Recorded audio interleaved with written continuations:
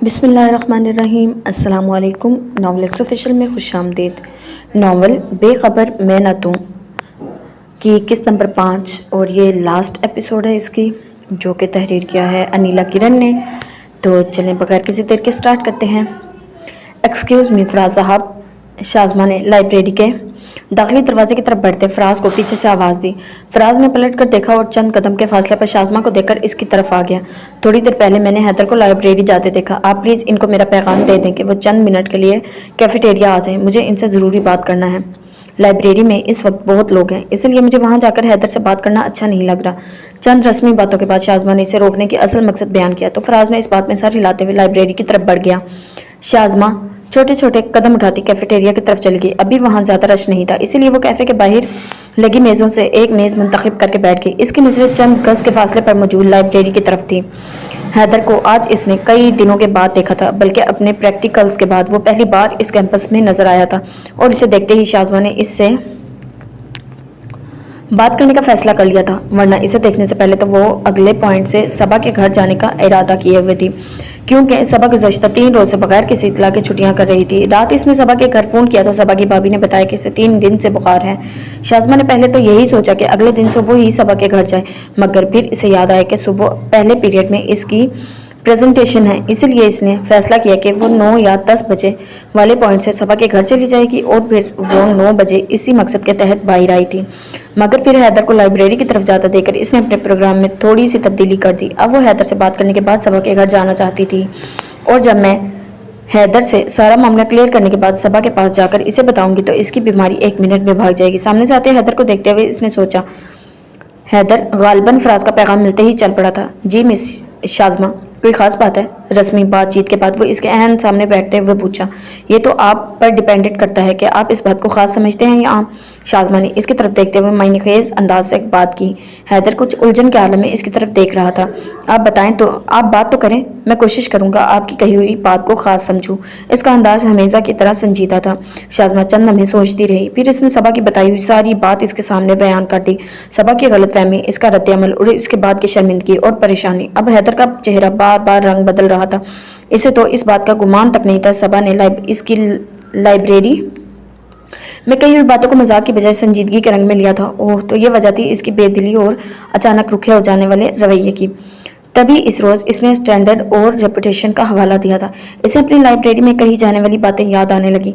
दिल के अंदर तूफान से उठने लगे। शाज़मा की आवाज़ इसे कहीं दूर से आती हुई महसूस हो रही थी।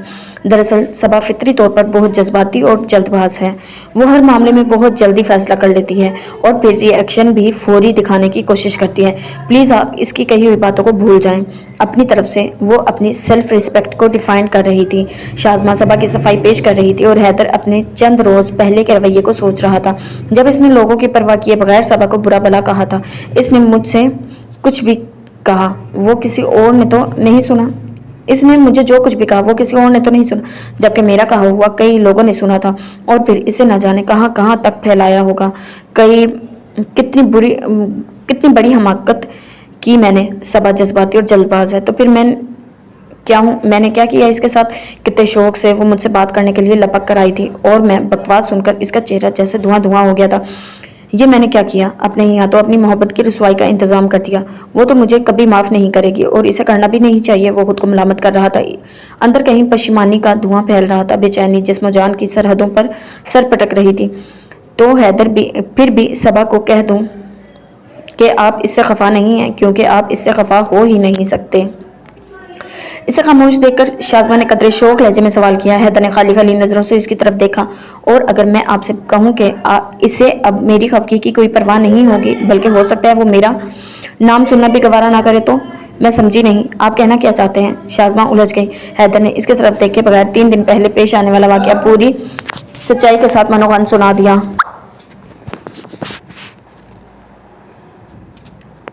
अगरचे अपने मुंह से खुद अपनी हिमाकत का बयान करना आसान नहीं था, मगर इसे यह भी अंदाजा था कि सबा के करीब शाज़मा से ज़्यादा कोई नहीं। इसीलिए अब अगर सबा को मनाने के सिलसिले में कोई कामयाबी हो सकती है तो सिर्फ शाज़मा ही के ज़रिए हो सकती है। शाज़मा इसकी बात के दौरान मुसलसल इसके चेहरे की तरफ देखती रही, जबकि हैदर ने एक बार फिर बराह रास्त इसकी तरफ देखने की कोशिश नहीं की। दरहकीकत इसकी हिम्मत ही नहीं हो रही थी।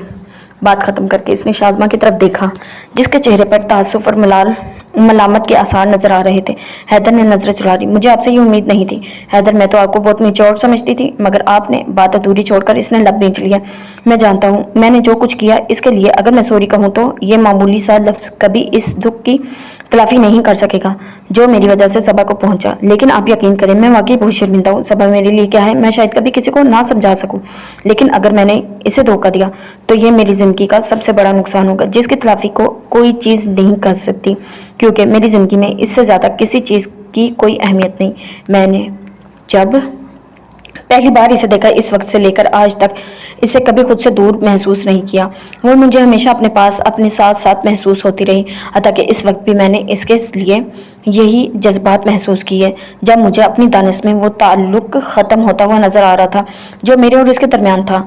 मैंने कभी तसव्वुर भी नहीं किया था कि इसे अपनी ज़ात से कोई तकलीफ पहुंचाऊंगा, मगर ये सब कुछ शायद तकदीर में रकम था।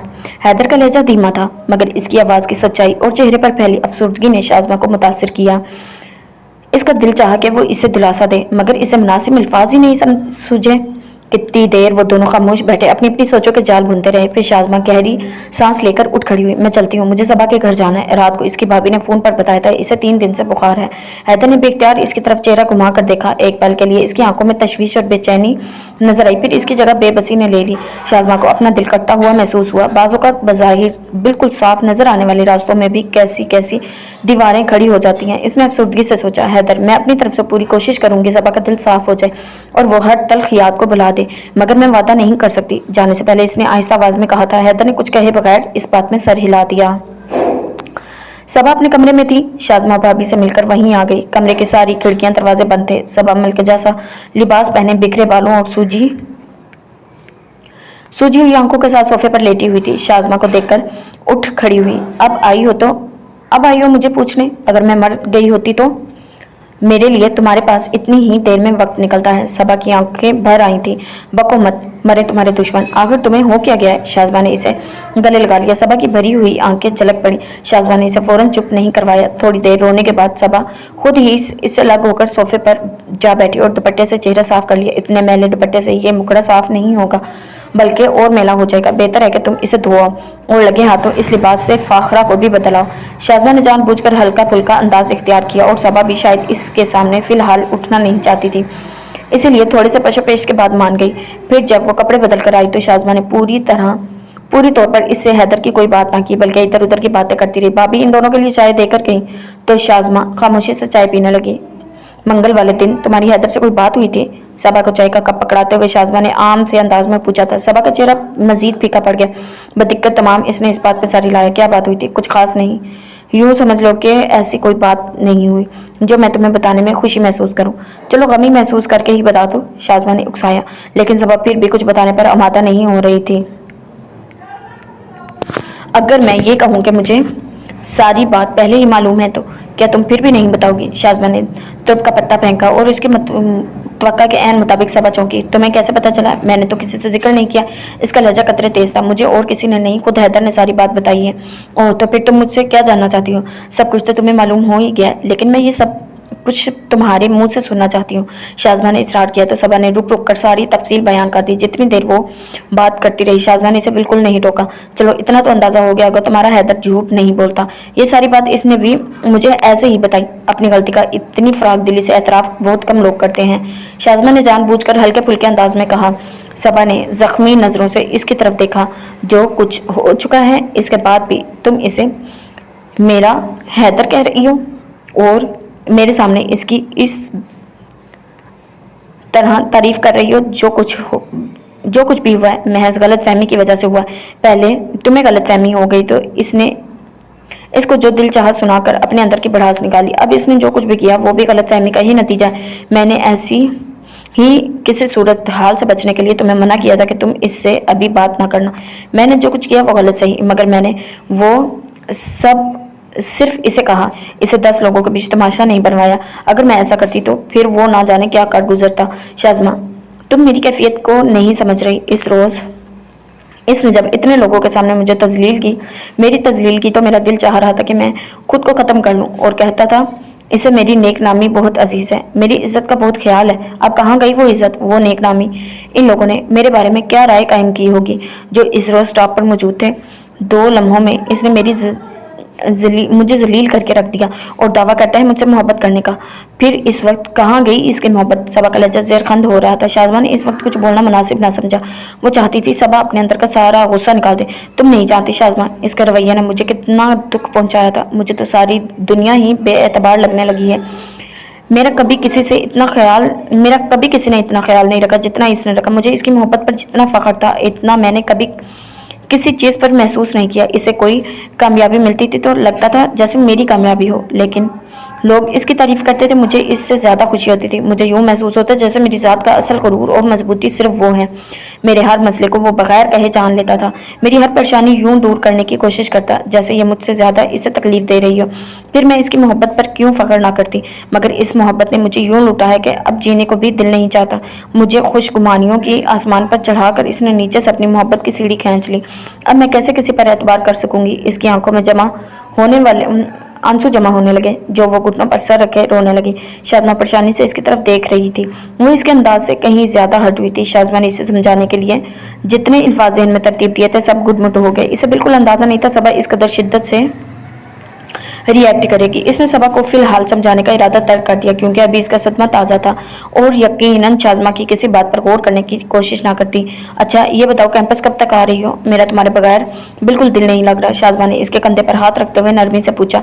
आ जाऊंगी, मगर अभी नहीं। अभी मुझे हिम्मत जमा करने में वक्त लगेगा, शायद 2-3 दिन तक आ जाऊं। इसने दुपट्टे से चेहरा साफ करते हुए आहिस्ता आवाज में कहा। शाज़मा चाहने के बावजूद इससे इख्तलाफ ना कर सकी। फिर 2-3 दिन का कहकर सबा पूरे हफ्ते के बाद कैंपस में आई। इस दौरान हैदर करीबन रोज ही कैंपस आता था। इसका ज्यादातर वक्त तो लाइब्रेरी में ही गुजरता।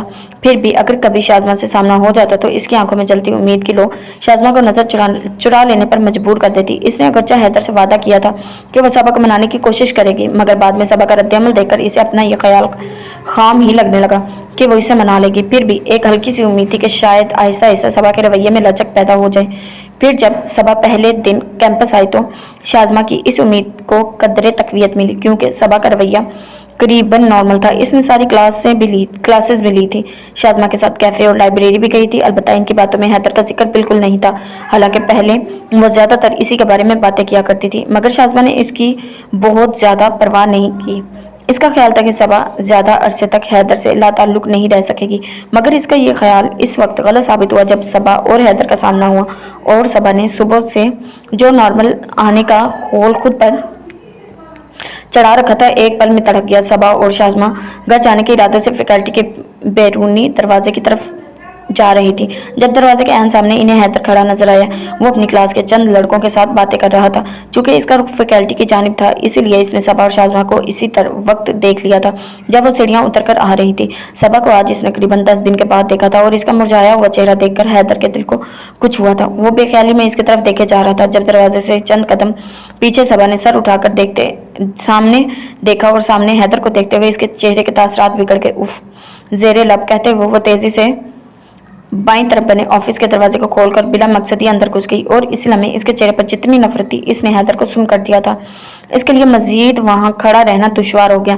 वो तेजी से मुड़ा और पार्किंग की तरफ चला गया। इसकी क्लास के लड़के इसके यूं अचानक जाने पर हैरत से इसकी तरफ देखते हुए रह गए, क्योंकि अभी चंद मिनट पहले ही वो इन्हें बता रहा था कि अभी इसका थीसिस इब्तिदाई मराहिल में है और इसे इस पर तेजी से काम करने की जरूरत है ताकि मुकर्रर तारीख तक जमा करवा दे। और इसीलिए आज इसका शाम तक काम करने का इरादा था, क्योंकि वो सिर्फ 10 मिनट पहले ही घर से आया था। मगर अब अचानक ही इसे जाने क्या हुआ था वो लड़के इसके अचानक जाने का सबब नहीं समझ सके थे। मगर चंद कदम पीछे खड़ी शाज़मा के लिए ये समझना मुश्किल नहीं था कि वो क्यों गया है।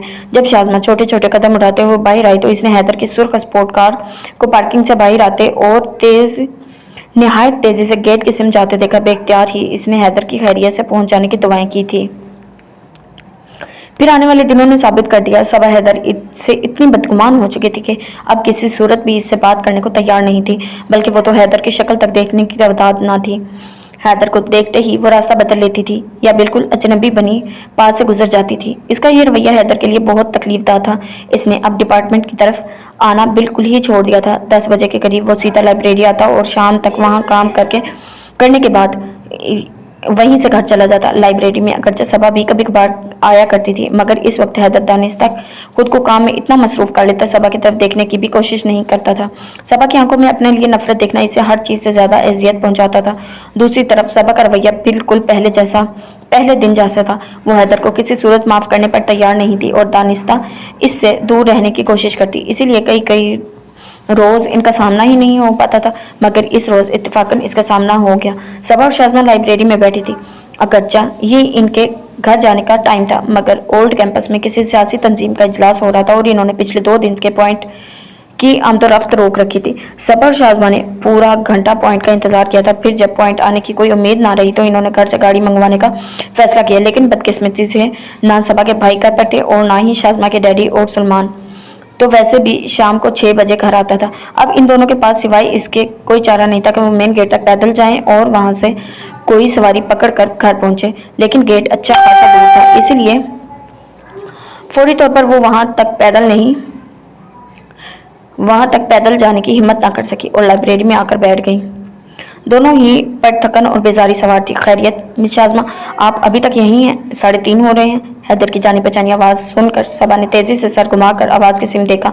वो शायद अभी अभी अंदर बाहर से आया था। इसे देखते ही सबा का दिल हमेशा की तरह वहां से भाग जाने को चाह रहा था, मगर फरार का कोई रास्ता नजर नहीं आ रहा था, क्योंकि जिस तरफ से इसे गुजर कर जाना था ऐन वहीं हैदर खड़ा हुआ था। शाज़मा इसे पॉइंट ना आने के और घर फोन का बता चुकी थी। सबा सर झुकाकर मेज पर उंगली से लकीरें खींच रही थी। पॉइंट तो अब शाम से पहले मुश्किल ही आए, ओल्ड कैंपस में ही सारे पॉइंट रुके हुए हैं।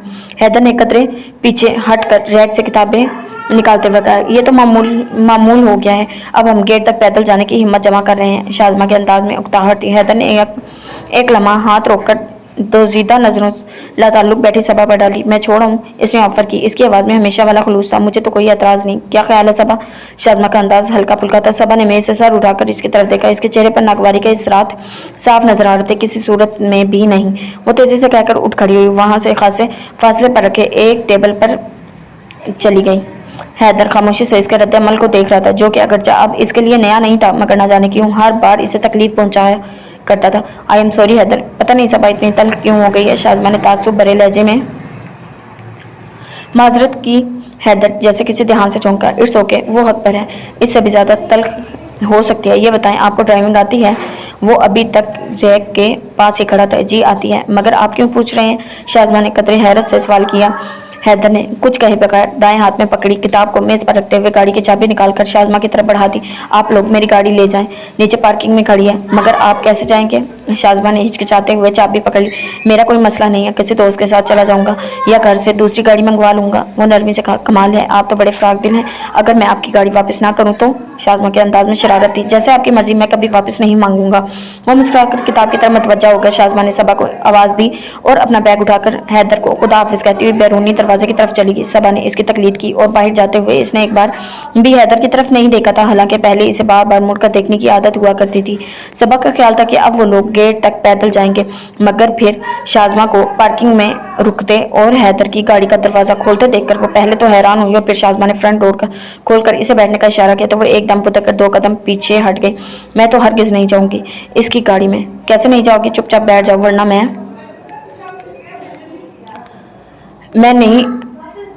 तुम्हें टक्कर मार दूंगी, शाज़मा ने दांत पीस कर कहा। सबा ने एक नज़र इसके प्रत्याश जुमले पर चेहरे पर डाली, फिर जैसे तौहन मकरहन गाड़ी में बैठ गई। हैदर, तुम क्या मुझसे दोस्ती खत्म करने पर गौर कर रहे हो? ज़ीशान की आवाज़ सुनकर हैदर सही मानों में उछल ही तो पड़ा था। वो अभी तक बेख्याली से लाइब्रेरी के बैरूनी दरवाजे की तरफ देख रहा था, जहां से थोड़ी देर पहले सबा शाज़मा के साथ गई थी। सबा की बेरुखी ने इसे हमेशा की तरह अजियत से दो चार कर दिया था और तब से इसको सोचे जा रहा था। ऐसे में ज़ीशान ने अचानक पीछे से आकर पुकारा तो वो चौंक गया। ये फजूल ख्याल तुम्हारे जहन में कैसे आया? पलटकर कुर्सी पर बैठते हुए इसने अपना लहजा ज़बरदस्ती बशाश किया, ऐसे कि अब तुम मुझसे बातें छुपाने लगे हो। पहले तो तुमने कभी ऐसा नहीं किया था। ऐसी कोई बात नहीं है शानी, तुम्हें गलतफहमी हुई है। गलतफहमी क्यों? अभी मैं वहाँ मौजूद था। इसने रैक के पीछे लगी टेबल की तरफ इशारा किया। वहाँ बैठकर मैंने इस टेबल पर होने वाली सारी गुफ्तगू सुनी, और अगर ना भी सुनी होती तो मुझे अंदाजा तो था कि तुम्हारे और सबा के दरमियान किसी वजह से इख्तलाफ हो गया है। सबा का रवैया तुम्हारे साथ इतना बदल गया है कि ये बात समझना किसी के लिए भी मुअम्मा नहीं बन सकता, क्योंकि कुछ अरसा पहले यही सबा थी जिसकी आंखों में तुम्हें देखकर शम्में जल उठती थी और जो अपना हर प्रॉब्लम सिर्फ तुम्हें बताया करती। ज़ीशान के अंदाज में कदरे तेजी थी। हैदर ने इसकी बात को कोई जवाब न दिया, बस खामोश बैठा रहा, इसकी तरफ देखता रहा। और इस वक्त इसकी आंखों में वीरानी झलक रही थी, इतनी वाज़ेह कि ज़ीशान का गुस्सा पल भर में झाग की तरह बैठ गया था। हैदर, तुम मुझे बताओ तो सही, आखिर बात क्या है? शायद मैं कोई तुम्हारी मदद कर सकूं। चंद दमों की सुकूत के बाद ज़ीशान ने नरमी से कहा, मदद तो खैर अब मेरी कोई नहीं कर सकता, मगर तुम इसरार कर रहे हो, इसलिए मैं सारी बात बता देता हूँ, हालांकि अब इसका कोई फ़ायदा नहीं। हैदर ने आहिस्ता आहिस्ता आवाज़ में मुख्तसरन सारी बात बता। ओह, ये तो वाकई बहुत बुरा है। ज़ीशान के लहजे में तासुफ था। हाँ, बुरा तो हुआ, मगर जाहिर है अब हो चुका है, तो इस सिलसिले में अफसोस की सिवा क्या किया जा सकता है? तुमने सबा से बात की, इसे सारी सूरत हाल वजाहत से बता देते तो शायद वो इतनी नाराज़ ना होती। कैसे बात करता, वो तो मेरी तरफ देखने की भी रवादात नहीं है, इतनी अजनबी बन गई है कि यकीन नहीं आता। लेकिन मैं इसमें भी इसका कोई कसूर नहीं। वो जो कर रही है ठीक कर रही है। मैंने गुस्से में ना इसकी इज्जत का ख्याल किया और ना इसके एहसासात का, और इतने लोगों की मौजूदगी में इसे वो कुछ कह दिया जो शायद तन्हाई में सुनकर भी वो मुझे कभी माफ़ ना करती। इसके लहजे में थकन उतर आई थी। ज़ीशान ने ताज्जुब से इसकी तरफ देखा। जिंदगी के हर महाज में फतह के झंडे गाड़ने वाला अपनी जिंदगी की सबसे बड़ी बाजी हार आया था, और वो भी मामूली चूक हो जाने पर। इसे समझ नहीं आया कि वो हैदर को किस तरह तसल्ली दे, ऐसा क्या कहे जो इसके एहसास से ज़्या में कमी कर दे। लेकिन ऐसा कोई लफ्ज़ इसे समझ नहीं आ रहा था। वो खामोशी से वहाँ से उठाया। लीजिए जनाब, अपनी गाड़ी की चाबी। दिल पर पत्थर रखकर वापस कर रही हूँ। अगले रोज़ हैदर को गाड़ी की चाबी देते हुए शाज़मा शौकी से बोली, आप बहुत खुशी से इसे रख सकती हैं, मेरी कल वाली ऑफर बरकरार है। हैदर मुस्कुराया। इसने चाबी शाज़मा के हाथ से नहीं ली थी। इतनी फ्राक दिली ना दिखाएं, इस तरह तो आप अपनी सारी कीमती चीज़ें लुटा देंगे। टेबल पर चाबी रखते इतनी फ्राक दिली ना दिखाया करें, इस तरह तो आप अपनी सारी कीमती चीज़ें लुटा देंगी। टेबल पर चाबी रखते हुए शाज़मा ने अगरचा सादा लहजे में कहा था, मगर इसकी बात फिर भी हैदर को पत्थर की तरह लगी थी। इसके चेहरे से मुस्कुराहट गायब होगी। जिंदगी की सबसे कीमती चीज़ तो खो दी, अब बाकी चीज़ों का क्या करना है? इसके लहजे में आज़ाद की थी। इतनी आसानी से दस्तबरदार नहीं हुआ करते। बात चीज़ें अगर खो भी जाएं तो तलाश करने पर दोबारा मिल जाती हैं। शर्त सिर्फ सच्ची लगन की है, वो तकदीर का लिखा भी बदल सकती है। शायद आप ठीक कह रही हैं, हैदर ने सोचते हुए अंदाज में कहा। मैं यकीनन ठीक कह रही हूँ, आप इस बात पर गौर करें, मुझे क्लास में जाना है। वो अपनी बात कहकर लाइब्रेरी से बाहर निकल आई थी और हैदर के लिए सोच के नए दर खोल गई थी। वाकई ये तो मैंने सोचा ही नहीं कि मुझे सबा का दिल साफ करने की कोशिश करनी चाहिए। इसने राह बदली तो मैं भी पीछे हट गया। मुझे कम से कम एक बार तो इससे दोबारा दोस्ती करने की कोशिश करनी ही चाहिए। क्या पता तकदीर को रहम आ जाए। वो पहली बार इस अंदाज से सोच रहा था। शाम के 6 बज रहे थे जब शाज़मा ने सबा को गहरी नींद से बाकायदा झंझोड़ कर उठाया। उठ जाओ नहुसत की पुड़िया, शाम के 6 बज रहे हैं, क्या नशा करके सोई हो? हाय, तुम कब आई? सबा ने हैरानी से पूछा। साथ ही तो वो दोनों 3 बजे कैंपस से वापस आई थी, और अब सिर्फ 3 घंटे बाद शाज़मा फिर इसके सर पर सवार थी। अभी आई हूँ, मगर तुम इतना सोने क्यों लगी हो? अब तो गर्मियां भी गुजर गई हैं, फिर भी सोए बगैर तुम्हारी दोपहर नहीं गुजरती। शाज़मा बेड पर बैठते हुए बोली, रोज़ कहाँ सोती हूँ, आज ज़रा थक गई थी तो थोड़ी देर के लिए सो गई, अभी 1 घंटा पहले ही तो सोई हूँ। इसने दोबारा लेटने की कोशिश की, जो शाज़मा ने नाकाम बना दी। फ़ौरन उठ जाओ और अपना ये तोबड़ा धो कर आओ, मैंने बड़ी अहम बात करनी है। ऐसी क्या अहम बात है, तुम बस उठ जाओ। शाज़मा के इसरार पर इसे नचारा उठना पड़ा। अब फूटो, वो कौन सी अहम बात है जिसको मुंह धोए बगैर नहीं सुना जा सकता? तौलिए से मुंह साफ करते हुए वॉशरूम से निकली थी। बात तो पुरानी है, अगर तुम्हें याद हो तो एक बार मैं तुम्हारे लिए एक प्रपोजल लेकर आई थी। आजकल इस सिलसिले में जूतियां घिसाने का प्रोग्राम है, शाज़मा ने दानिस्ता लापरवाही से कहा, मगर सबा का चेहरा एकदम पत्थर बन गया था। मैं कोई फजूल बात नहीं सुनना चाहती। जो मामला खत्म हो गया, इसे नए सिरे से शुरू करने का कोई फायदा नहीं। इसका लहजा हद दर्जा संजीदगी लिए हुआ था। शाज़मा की तरफ से रुख मोड़कर वो अपने बालों को ब्रश करने लगी, गोया अपनी तरफ से इसने ये बात खत्म कर दी। सबा, तुम इस बात पर ठंडे दिल से गौर करो, बात इतनी बड़ी नहीं जितनी तुमने बढ़ा दिया है। हैदर ने गलती की, मगर वो इस गलती की काफ़ी सजा काट चुका है। अब तुम इसे माफ़ कर दो। अगर कोई अपनी गलती पर पशमान हो तो इसे माफ़ कर देना चाहिए। शाज़मा ने अपनी जगह से उठकर इसके कंधे पर नरमी से हाथ रखते हुए समझाया। इसकी बात सुनकर सबा तड़प कर रह गई। माफ़ कर देना चाहिए, ये तुम कह रही हो जिसे हर बात मालूम है? तुम कैसी दोस्त हो जो मेरी हैसियत को नहीं समझ रही? क्या तुम्हें अंदाज़ा है इस रोज़ इसने जो कुछ किया, इससे मुझे कितनी तकलीफ पहुंची? अब भी वो सब याद आता है तो मेरा मरने को जी चाहता है। वहाँ इस रोज़ जो लोग खड़े थे, इनमें से किसी पर मेरी नज़र पड़ जाए तो मैं यूं नज़रें झुकाकर गुजरती हूँ जैसे मैंने कोई नाकाबिले माफ़ी जुर्म किया हो। और तुम कह रही हो कि इसे माफ़ कर दूँ? नहीं, मैं ऐसा कभी माफ़ नहीं करूँगी। वो अटल लहजे में बोलकर दोबारा से बाल सुलझाने लगी थी। शाज़मा कुछ देर खामोश खड़ी रही, इसके बाद देखती रही, फिर गहरी सांस लेकर सोफे पर बैठ गई। मेरी समझ में नहीं आ रहा ये बात कैसे सुलझाऊँ। तुम्हारी सुनती हूँ तो तुम ठीक लगती हो, हैदर की पशमानी देखती हूँ तो इस पर तरस आने लगता है। आज भी इसने फ़ोन करके मुझे तुमसे बात करने के लिए कहा था। इसकी मम्मी तुम्हारे घर आने के लिए बहुत इसरार कर रही हैं और अब हैदर के पास इन्हें टालने का कोई बहाना भी नहीं है, क्योंकि वो इन्हें पहले ही ये यकीन दिला चुका था कि पेपर्स के बाद वो इनके तुम्हारे घर आने और बाकायदा प्रपोजल देने पर एतराज़ नहीं करेगा, क्योंकि इसकी मम्मी को इसकी शादी कर देने का बहुत शौक है। शाज़मा का अंदाज खुद कलामी का सा था, मगर सबा इसकी किसी बात का असर नहीं हो रहा था। दुनिया में और भी बहुत सी लड़कियां इसकी मम्मी किसी और जगह भी इसकी शादी कर सकती हैं। इसके अंदाज में लापरवाही थी। और तुम रह लोगी इसके बगैर पूरी जिंदगी? इसके बगैर कैसे गुजारोगी सबा? मुझे सिर्फ हैदर का ख्याल नहीं है, तुम्हारा ख्याल मुझे इससे ज्यादा है। आखिर कहीं तो तुम्हें शादी करना ही है, फिर तुम्हें कैसे पता चलेगा कि जिससे तुम्हारी शादी हो रही है वो तुम्हारा इतना ख्याल रख सकेगा कि तुम खुश रह सको, जबकि हैदर तो तुम्हारा जाना पहचाना है। ठीक है, इसने तुम्हें हर्ट किया, मगर वो इस पर शर्मिंदा है, इसकी तलाफी करना चाहता है। तलाफी? क्या तुम समझती हो कि हर नुकसान की तलाफी की जा सकती है? आप किसी को बिला वजह कत्ल करते तो इसकी क्या तलाफी करेंगे? इसे जिंदा तो करने से रहे, और मुझे भी हैदर ने कत्ल ही कर दिया। अब वो मेरा कोई भला नहीं कर सकता, और जहाँ तक इस बात का ताल्लुक है कि मैं जिससे शादी करूंगी और वो मेरा ख्याल रख पाएगा कि नहीं, तो मुझे इसकी कोई परवाह नहीं, क्योंकि मैं इससे कोई तवक्का ही वाबस्ता नहीं करूंगी, जिस तरह मैंने हैदर की नरमी से गलत तवक्कात वाबस्ता कर ली थी। लेकिन तुम ये तो सोचो, अगर शाज़मा की बात अधूरी रहेगी। सबा ने हाथ उठाकर इसे बोलने से रोक दिया। प्लीज़ शाज़मा, इस मौजू को ख़त्म कर दो। तुम मेरी वाहिद दोस्त हो, कम अज़ कम तुम तो मुझे समझने की कोशिश करो। जिस बात पर मेरा दिल आमादा नहीं होता, मैं इसे कैसे मान लूँ? मैं तुम्हारे आगे हाथ जोड़ती हूँ, मुझे परेशान ना करो। मेरे सामने बार बार हैदर का जिक्र करके मुझे इस तल्ख वाक़े की याद ना दिलाया करो, जिसमें मेरी ज़ात का सारा मान, सारा फ़ख्र रेज़ा रेज़ा कर गया। मैं इस याद को अपनी ज़िंदगी से मिटा देना चाहती हूँ, ख्वाह इसकी मुझे कोई सी भी कीमत अदा करनी पड़े। शाज़मा के कदमों के पास कलीन पर बैठते हुए सबा ने दोनों हाथ थाम जोड़ लिए थे। इसकी आंखों से आंसू बह रहे थे। शाज़मा ने कुछ कहे बगैर इसके हाथ थाम लिए। तू ना मिली तो ये मेरी दुनिया सुनी रहेगी हरदम। ज़ीशान दरवाज़ा खोलकर हैदर के कमरे में दाखिल हुआ तो किश्वर की पुरसोज आवाज़ ने इसका इस्तकबाल किया। हैदर स्टडी टेबल पर ढेर सारी किताबें फैलाए बैठा था। कंप्यूटर भी ऑन था। वो किसी भी चीज़ की तरफ मुतवज्जा नहीं था, बल्कि पेन का सिरा दांतों में दबाए ख्यालों में डूबा हुआ था। ज़ीशान ने आगे बढ़कर कंप्यूटर में से सीडी निकाल दी तो वो चौंक गया। अरे शानी, तुम कब आए? मैं अभी तुम्हारी तरफ जाने का ही सोच रहा था। हैदर कंप्यूटर ऑफ करके उठते हुए बोला। झूठ मत बोलो, तुम्हारे पास एक मौजू पर सोचने का वक्त है और तुम हर वक्त इसी को सोचते रहते हो। ज़ीशान सोफे पर बैठते हुए मुंह बनाकर बोला।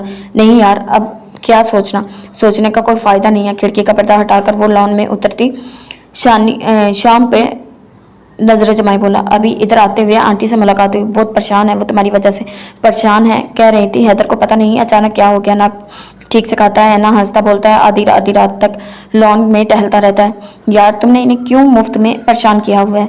तो मैं क्या करूं? मैं ये सब जानबूझकर नहीं करता, बस मुझसे हो जाता है। मैं मम्मी से बहुत मोहब्बत करता हूँ, मैं इन्हें कोई तकलीफ नहीं देना चाहता, मगर बस मैं कुछ भी नहीं है। मैं खुद को नॉर्मल रखने की बहुत कोशिश करता हूँ, मगर जब मुझे याद आती है तो मेरा खुद पर से इख्तियार ख़त्म हो जाता है। मगर कोई दूसरा ये बात समझ नहीं सकता, कोई नहीं जान सकता मुझ पर दिन रात जो क़यामत गुजरती है। बोलते बोलते इसकी आवाज़ टूटने लगी। वो खामोश हो गया। ज़ीशान ने अपनी जगह से उठकर इसका बाजू थाम लिया, फिर इसे बेड पर बिठाते हुए कहा, तुम पर जो गुजरी है इसे अगर मैं समझ नहीं पाता तो अंदाज़ा बहरहाल कर सकता हूँ। यकीनन वो कोई मामूली बात नहीं हो सकती जो तुम जैसे मजबूत इंसान को बर्दाश्त करना मुश्किल हो। मगर हैदर, खुद को संभालने की कोशिश करो। कोशिश करता तो हूँ, मगर ये लोग मुझे थोड़ा सा वक्त तो दें। एकदम से तो छोटे से नुकसान से संभलना भी आसान नहीं होता। मेरा तो बहुत बड़ा नुकसान हो सकता है। वक्त गुजरने के साथ साथ सबा के रवैये में नरमी पैदा हो जाए और वो तुम्हें माफ़ कर दे। ज़ीशान ने इसे दिलासा देने के कर सका। नहीं यार, वो मुझे माफ़ नहीं करेगी। शाज़मा ने मुझे जो कुछ बताया इसके बाद तो मैं ये तवक्का ही नहीं कर सकता कि वो मुझे कभी नरम रवैया भी इख्तियार करेगी। तुम खुद इससे बात क्यों नहीं करते? हो सकता है वो इस बात की मुंतज़िर हो कि तुम खुद आकर इससे बात कहो जो तुम अब तक शाज़मा के ज़रिए कहलवाते रहे हो। यह भी मुमकिन है वो इस रोज़ के तुम्हारे रवैये पर तुम्हें बुरा भला कहे, इस तरह इसके अंदर की भड़ास निकल जाएगी, फिर हो सकता है वो नॉर्मल हो जाए। ज़ीशान ने नई राह दिखाई। हैदर सोच में पड़ गया, लेकिन मैं इससे बात करूं कैसे? वो तो मुझे देखते ही रास्ता बदल लेती है। बात क्या करेगी? इस सिलसिले में तुम शाज़मा की मदद ले सकते हो, वो तुम्हारा साथ देने से इनकार नहीं करेगी, ज़ीशान ने दोबारा कहा। इस बार हैदर ने इसकी बात को कोई जवाब नहीं दिया, बल्कि खामोशी से इसकी तरफ देखता रहा, मगर इसकी आंखों में सोच की परछाइयां बहुत वाज़ेह थी। फिर हैदर ने ज़ीशान के मशवरे पर अमल करने का फैसला कर लिया। इस सिलसिले में इसने शाज़मा से बात की तो इसने फ़ौरन ही मदद करने की हामी भर ली। अब सवाल ये था कि ये मुलाकात कहाँ हो। अगर लाइब्रेरी या डिपार्टमेंट में बात करने की कोशिश की जाती तो वहाँ इतने लोगों के दरमियान ये मुमकिन नहीं था। आप ऐसा करें, कल 10 बजे कैफ़े के बाहर वाले लॉन में आ जाए। इस दिन वहाँ बहुत कम लोग होते हैं। इस वक्त वहाँ बहुत कम लोग होते हैं। मैं सबा को किसी अलग थलग टेबल पर बिठाऊंगी। फिर जब आप आएंगे तो मैं किसी बहाने से थोड़ी देर के लिए वहां से चली जाऊंगी। तब आप सबा से बात कर लीजिएगा। शाज़मा ने खुद ही प्रोग्राम बना दिया तो हैदर ने इस पर अमल करने का फैसला कर लिया। अगले रोज पूरे 10 बजे वो कैफेटेरिया के बाहर वाले लॉन में मौजूद थी। वो लाइब्रेरी की तरफ से आया था। सबा की इस तरफ पुश थी, इसीलिए वो हैदर को देखे आते ना देख सकी, जबकि शाज़मा ने इसे काफ़ी दूर से देख लिया था। सबा, वो जो सीढ़ियों पर लड़कियों का ग्रुप बैठा है ना, इनमें से मेरी एक स्कूल के ज़माने की बड़ी अच्छी दोस्त भी है। तुम 2 मिनट यहाँ बैठो, मैं ज़रा सी हेलो हाय कराऊँ। हैदर को आते देखकर शाज़मा ने कदरे उजलत से कहा, जल्दी आना। एक तो हर ग्रुप में तुम्हें अपने स्कूल की कोई बहुत अच्छी दोस्त नजर आ जाती है। पता नहीं कितनी बार स्कूल में पढ़ा है तुमने। सबा ने मुंह बनाकर इसे इजाज़त दी और शाज़मा के जाने के बाद यूं ही इधर उधर देखने लगी। हेलो सबा, कैसी हो? अपने ऐन पीछे से हैदर की आवाज़ सुनकर वो उछल पड़ी और इससे पहले कि किसी रद्द-ए-अमल का इजहार करती वो ऐन सामने कुर्सी घसीट कर बैठ गया। सबा तिल मिलाकर उठ खड़ी हुई। सबा, थोड़ी देर के लिए बैठ जाओ, मुझे तुमसे कुछ बात करनी है। हैदर के लहजे में हमेशा वाली नरमी थी, मगर मुझे आपसे कोई बात नहीं करनी, वो बदतमीजी से बोली और अपनी फाइल और परस मेज से उठाने लगी। सबा, मैं कह रहा हूँ थोड़ी देर के लिए बैठ जाओ। अगर तुम खुद से ना बैठी तो मैं तुम्हें ज़बरदस्ती करना पड़ेगी और मुझे ज़बरदस्ती करना पड़ेगी, और तुम जानती हो मैं ये कर सकता हूँ। अब की बार हैदर का लहजा सर था। सबा के चेहरे पर साया सा आकर गुजर गया था। वो हैदर की बात से ज़्यादा इसके लहजे से खाइफ होकर दोबारा बैठ गई थी, मगर इसके बैठने का अंदाज़ा साफ लग रहा था ज़रा सी हैदर की नज़र चूकती है वो वहाँ से दौड़ लगाने से ग्रेज नहीं करेगी। इसका ये अंदाज़ देखकर एक पल के लिए हैदर के चेहरे पर मुस्कुराहट आ गई, मगर अगले ही लम्हे गायब भी होगी। सबा, मैं मानता हूँ हमारे बीच जो भी इख्तलाफात हुए इसमें ज़्यादा कसूर मेरा है, लेकिन तुम यकीन करो मैंने जो कुछ भी कहा दानिस्ता नहीं कहा। इसके पीछे जो भी कहानी है वो तुम भी अच्छी तरह से जानती हो। इसलिए अगर ईमानदारी से सूरत हाल का तजिया करो तो तुम्हें अंदाज़ा हो जाएगा कि मेरा जुर्म इतना बड़ा नहीं जितनी कड़ी सज़ा तुम मुझे देने जा रही हो। मैं ये नहीं कहता कि मैंने जो किया वो ठीक किया, वो बिल्कुल गलत था और मैं इस गलती के लिए खुद को अब तक माफ़ नहीं कर पाया। और जाहिर है जब तक तुम मुझे माफ़ नहीं करोगी मैं खुद को कैसे माफ़ कर सकता हूँ। और हमेशा की तरह धीमे और नरम लहजे में बात कर रहा था, मगर आज इसकी नरमी सबा पर कतई असरअंदाज नहीं हो रही थी। वो दोनों हाथों गोद में रखे नजरें झुकाए हुए थी। मेरा असल प्रॉब्लम यह था कि मुझे हमेशा बहुत पेशराई मिली, मगर ख़ानदान तालीमी इदारे जहाँ जहाँ भी मैं गया हमेशा नंबर 1 रहा, और इस चीज़ ने मुझे थोड़ा सा खुद पसंद बना दिया। फिर मेरी ज़िंदगी में तुम आई। मुझे ये कहने में आर नहीं कि मैं तुम्हें पहली नज़र देखने के बाद ही पसंद करने लगा था और फिर ये पसंद मोहब्बत में ढल गई। इससे पहले मैंने कभी ज़रूरत के बगैर किसी लड़के से बात नहीं की थी। हालांकि ऐसी बेशुमार लड़कियां हैं जो मुझसे दोस्ती की ख्वाह हैं, मगर मुझे फितरी तौर पर यह सब पसंद नहीं था। मेरे लिए किरदार हमेशा से बहुत अहम रहा है और मैं कोई ऐसी हरकत करना नहीं चाहता था जिसकी वजह से मेरे किरदार पर हरफ आए। इसलिए जब तुमने मुझे रेपुटेशन दुरुस्त करने का कहा और ये कि मैं तुमसे बात ना करूं क्योंकि इस तरह तुम्हारी रेपुटेशन पर हरफ आ जाएगा, तो मैं आपे से बाहर हो गया, क्योंकि इस वक्त मुझे अंदाज़ा नहीं था कि तुमने ये सब मुझे मजाक में कही हुई बातों के रद्दअमल के तौर पर कहा है। मेरे लिए यह ख्याल ही नाकाबिले बर्दाश्त था कि कोई शख्स बिला वजह मेरे किरदार को निशाना बनाए, और फिर मैंने तुम्हें जो कुछ कहा वो इसी गुस्से का रद्दअमल था। तुम यकीन करो तब मैं पूरे 1.5 हफ्ते से सख्त अजियत में था। तुम्हारी कही हुई चंद बातों ने मेरा सुकून दरहम बरहम कर दिया था, लेकिन फिर भी ये नहीं कर सकता था। जो किया वो गलत किया था, वो बिल्कुल गलत था और मैं इस पर बहुत शर्मिंदा हूँ। लेकिन आपकी ये शर्मिंदगी मेरे किस काम की? ये मेरी बेइज्जती की तलाफी कर सकती है? मैंने आपको जो भी कहा अकेले में कहा था, मगर आपने जानबूझकर मुझे इतने लोगों के सामने तमाशा बनवाया। अब आप जितना भी शर्मिंदा हो मुझे इसकी कोई परवाह नहीं। सबा का लहजा बेलचक था। तो फिर तुम मुझे बताओ मैं और क्या करूँ? मैं वक्त को तो पीछे नहीं लौटा सकता ना। मैं ऐसा क्या करूँ जिसके बाद तुम मुझे माफ़ करोगी? क्योंकि जब तक तुम मुझे माफ़ नहीं करोगी मुझे सुकून हासिल नहीं होगा। इसके लहजे में बेचारगी थी। सबा ने पहली बार बराह रास्त इसके चेहरे की तरफ देखा और कतरे तौक़्क़ुफ़ के बाद बोली, मैं आपको सिर्फ एक सूरत में माफ़ कर सकती हूँ। हाँ बोलो, मुझे तुम्हारी हर शर्त मंजूर है। आप मेरी ज़िंदगी से निकल जाए। सबा का लहजा बेरहम था। हैदर सख्ते के आलम में इसकी तरफ देखते गया। आपको देखकर, आपका जिक्र सुनकर, हत्ता कि आपसे वाबस्ता किसी चीज़ को देखकर भी मुझे इस रोज़ का वाक़या याद आ जाता है। मैं अपनी जिल्लत को चाहूँ भी तो नहीं भूल सकती। ये ठीक है, आपने मुझसे बहुत मोहब्बत की और शायद आपसे ज़्यादा मेरा कोई ख्याल भी नहीं रखेगा, मगर यह भी हकीकत है कि आप जितनी तकलीफ भी मुझे कभी किसी ने नहीं दी। इसीलिए मैं आपको सिर्फ इसी एक शर्त पर माफ़ करूंगी कि आप मेरी ज़िंदगी से निकल जाएं, मुझसे इतनी दूर चले जाएं कि आपका तसव्वुर भी मेरे करीब ना भटके। अगर आपको मुझसे मोहब्बत है तो मैं इस मोहब्बत का वास्ता देती हूँ, मुझसे दूर चले जाएं प्लीज़। सबा की आवाज़ भरा गई थी, आंखों के किनारे आंसुओं से भीगने लगे थे। तो इसने सर झुका ली। कितने ही लम्हे चुपचाप गुजर गए। हैदर साकित बैठा सबा की तरफ देखता रहा, यूं जैसे आखिरी बार देख रहा हूँ। इसके चेहरे पर इस वक्त गम के सिवा कोई तासुर नहीं था। सबा, मैंने हमेशा बहुत मोहताज जिंदगी गुजारी क्योंकि मैं कमजोरियों से डरता था। जिंदगी के किसी भी मोड़ पर मैंने कभी अपनी किसी ख्वाहिश को अपनी कमजोरी नहीं बनने दिया। लेकिन ज़रूरी नहीं कि इंसान जैसा सोचे जिंदगी इसी रंग में मिलती हो। मुझे एतराफ़ है सबा कि मेरी ज़िंदगी, पूरी ज़िंदगी की वाहिद कमज़ोरी तुम हो। मेरी ज़िंदगी में तुम्हारे सिवा कुछ भी नहीं है। मैंने कभी सोचा भी नहीं था कि तुम्हें मेरी वजह से कोई अजियत पहुंचेगी। मुझसे जो कुछ भी सरजद हुआ मैं इसकी तलाफ़ी नहीं कर सकता, मगर इतना तो कर सकता हूँ कि आइंदा तुम्हें अपनी तरफ से अजियत ना दूँ। तुमने मुझे माफ़ करने की जो शर्त रखी है मेरे लिए अगर चाहिए मौत से भी कड़ी है, मगर मैं तुम्हारी खातिर इस शर्त को कबूल करता हूँ। मैं वादा करता हूँ आइंदा तुम मेरा चेहरा कभी नहीं देखोगी। अपना ख्याल रखना। बहुत नरमी से बोलकर वो उठ खड़ा हुआ था और सबा, जो इसके लहजे की तिलिस्म में खोई हुई थी, इसे उठते देखकर चौंक गई। इसकी आंखों में हैरानी उतरी, मगर हैदर अब इसकी तरफ नहीं देख रहा था। वो खामोशी से पलटा और वापस लाइब्रेरी की तरफ चल दिया। सबा ने गर्दन मोड़कर इसको जाते देखा। इसके होंठ कुछ कहने के लिए कांपे, मगर ना जाने क्यों हलक से आवाज़ ना निकली। वो खामोशी से दूर जाते हैदर को इस वक्त तक देखती रही जब तक वो नजर आता रहा। फिर हैदर ने अपना कहा सच कर दिखाया।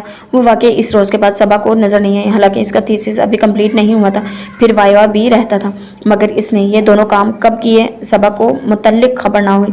ज़ीशान और हैदर इससे पहले थीसिस पर काम करने के लिए इकट्ठे आते थे, मगर इस रोज़ के बाद सबा ने ज़ीशान और फराज को तो कई बार देखा, मगर हैदर फिर भी इसके सामने नहीं आया। और इस रोज़ सबा ने पहली बार सारी क्लासेस छोड़ी। फिर आमने सामने आने वाले दिनों में इसका ये मामूल बन गया। शाज़ो नादिर ही कोई ऐसा दिन होता जब वो पूरी क्लासेस लेती। आमतौर पर तो वो एक भी क्लास नहीं लेती थी। इसका ज़्यादातर वक्त फैकल्टी के पीछे बरामदे में बैठे गुजरता था। अतः कि इसने लाइब्रेरी जाना भी मुकम्मल तौर पर छोड़ दिया था। हालांकि पिछले साल वो इतनी कसरत से लाइब्रेरी जाया करती कि शाज़मा आजिज़ आ जाया करती थी, मगर अब वो शाज़मा के इसरार पर भी लाइब्रेरी का रुख नहीं करती थी। क्लास में वो पहले भी किसी से ज़्यादा फ्री नहीं थी और अब तो इसने शाज़मा के सिवा हर एक से बात करना तर्क कर दिया था। जब वो क्लास में चली जाती तो इसको एक नज़र देख कर ही अंदाज़ा लगाया जा सकता है वो सिर्फ जिस्मानी तौर पर क्लासरूम में है, जहन तो इसका न जाने किन ख्यालों में गुम है। शाज़मा ने इसे कई बार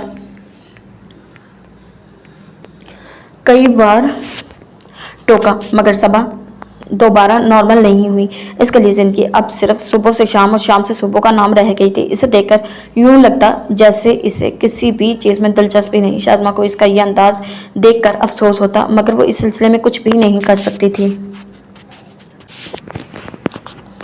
तुम यहाँ बैठी हो और मैं तुम्हें लाइब्रेरी में ढूंढती आ रही हूँ। शाज़मा ने बरामदे के ठंडे फर्श पर सबा को बराबर बैठते हुए देखा। तुम मुझे क्यों ढूंढ रही थी?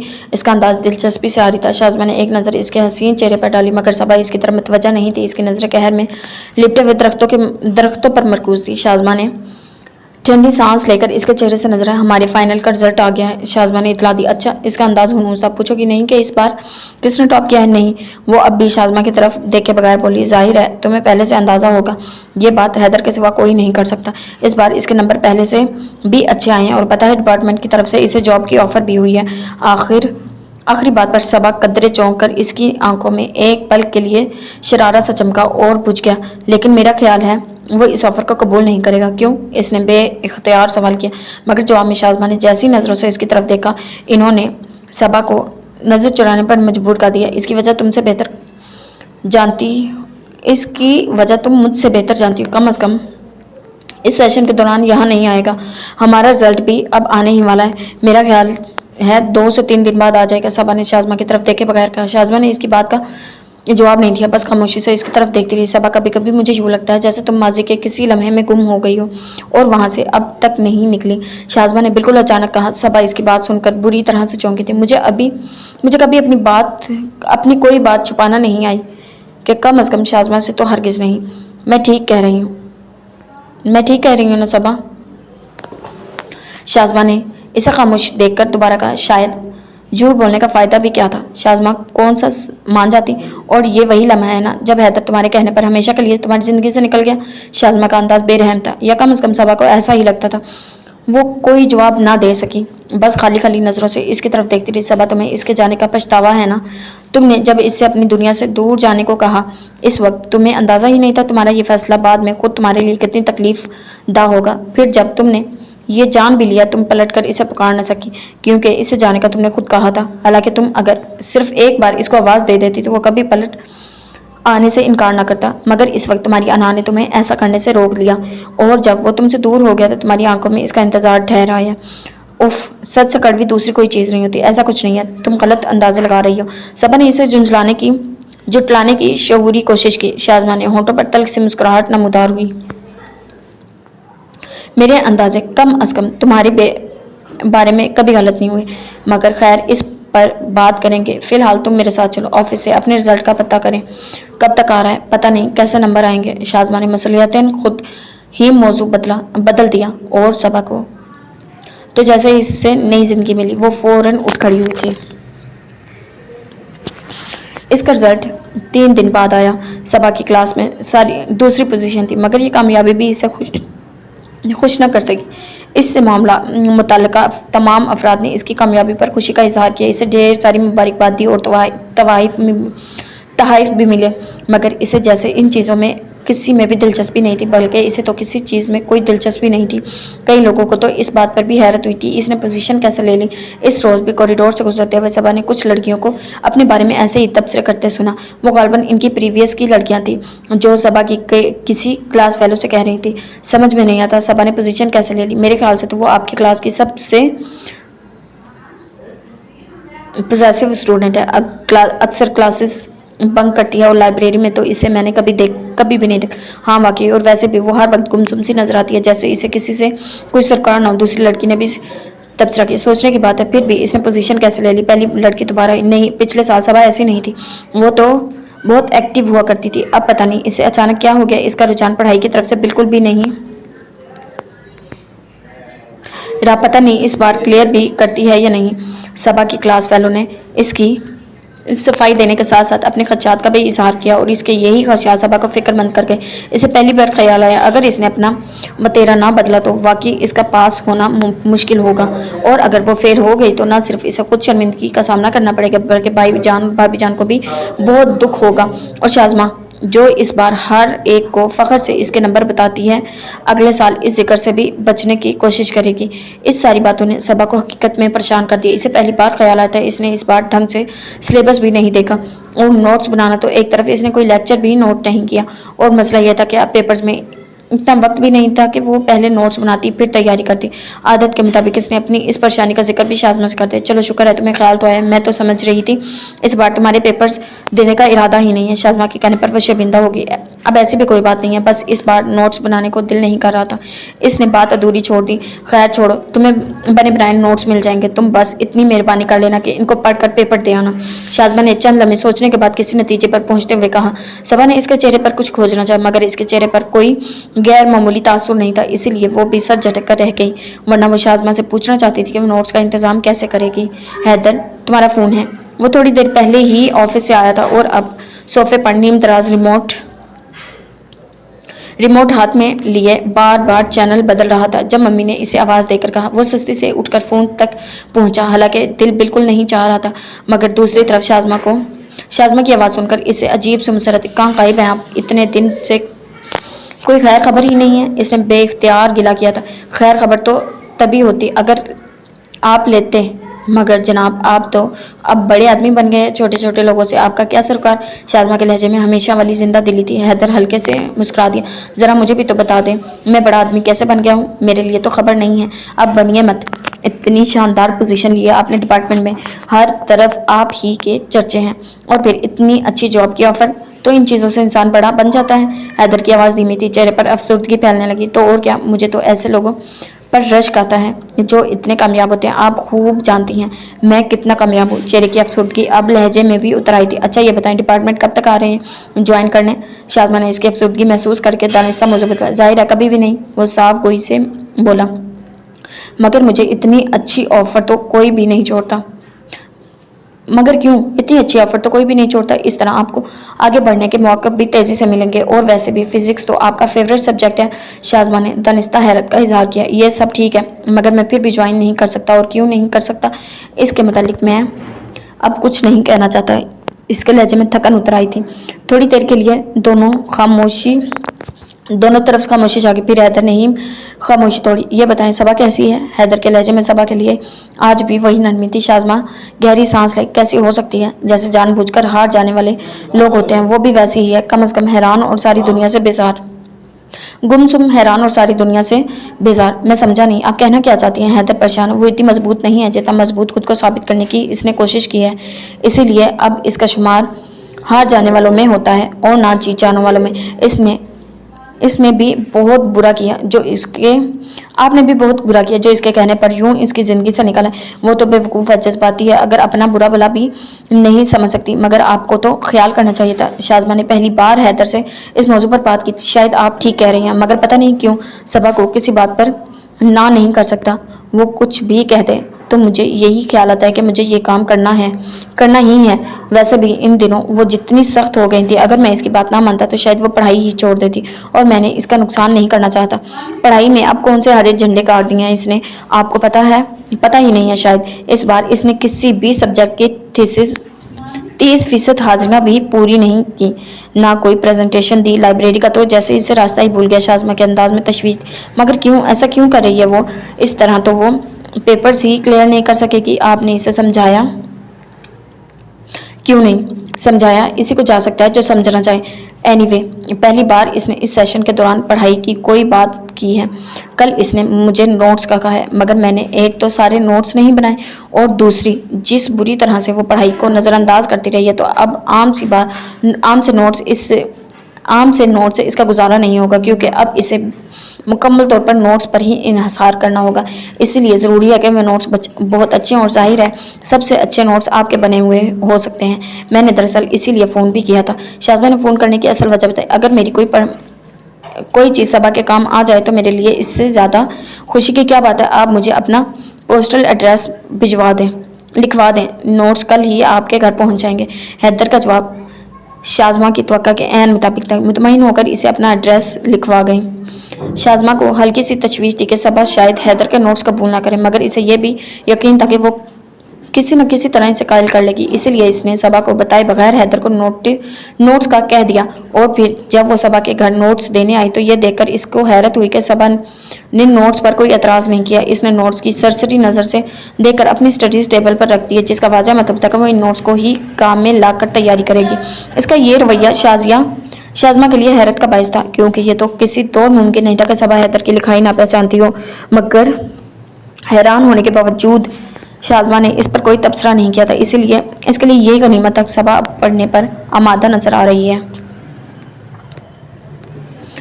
फिर आने वाले दिनों में सबा सिर्फ पढ़ाई की होकर रह गई। अगरचे यूनिवर्सिटी में जाकर तो अब भी इसका रवैया पहले की तरह ही होता था, मगर फिर भी इसकी हर वक्त गुमसुम रहने वाली कैफियत में थोड़ी सी बेहतरी ज़रूर आई थी।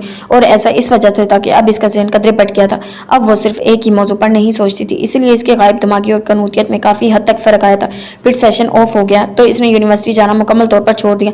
हत्ता कि वो अपनी क्लास के साथ लॉन्ग टूर पर भी नहीं गई। शाज़मा ने भी ज़्यादा इसरार नहीं किया, क्योंकि सबा की बेदिली और बेजारी को अच्छी तरह से समझ रही थी और इसे मजबूर करके साथ ले जाना नहीं चाहती थी। पेपर्स के फ़ौरन बाद प्रैक्टिकल शुरू हो गए। बहुत कोशिश के बावजूद सबा के पेपर्स